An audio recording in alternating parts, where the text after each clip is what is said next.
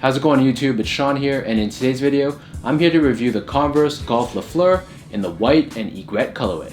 So before we go on with the review, I just want to give a huge shout out to Converse Canada for hooking me up with this shoe. I really appreciate it, so thank you guys so much for the continued support. If you guys didn't know, these Golf Fleur 1 Stars is a collaboration between Tyler the creator and Converse. These dropped on April 26th for $100 US or 140 Canadian dollars. This shoe released alongside 4 other colorways as part of the mono or monochromatic pack. So in contrast to the first wave of the Golf Fleurs, which are much more vibrant and much more colorful, these ones in comparison are a lot more muted. It takes the classic Converse 1 Star silhouette, but incorporates subtle changes that makes it really unique to Tyler the creator. So taking a closer look at these shoes, basically the entire shoe is comprised of this very soft off-white colored suede.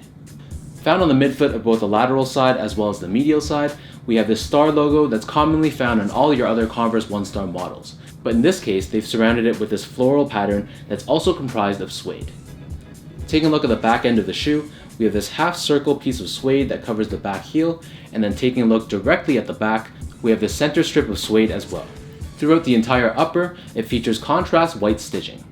So the laces on these shoes are a flat style lace done in white, but these also come with a secondary pair of laces, and the color of this matches the color of the midsole, so it's a bit of a cream or an off-white sort of color.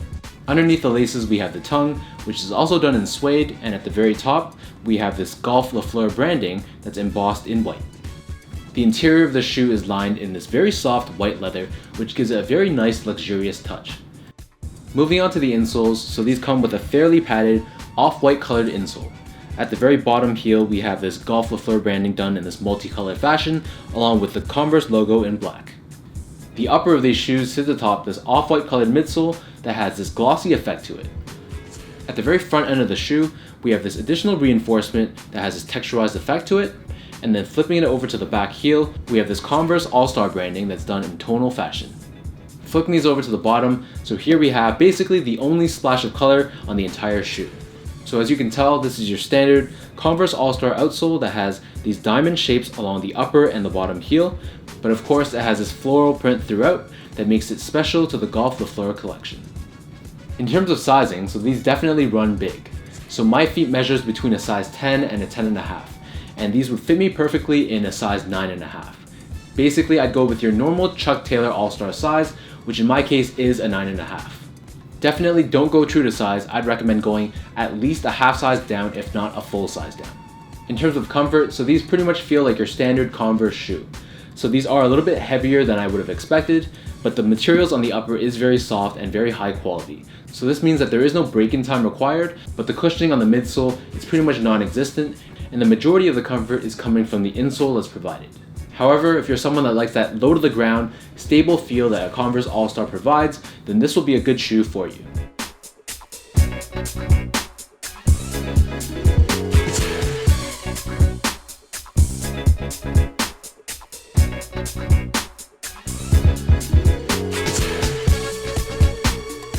So now let me lace these up and show you guys how these look on feet.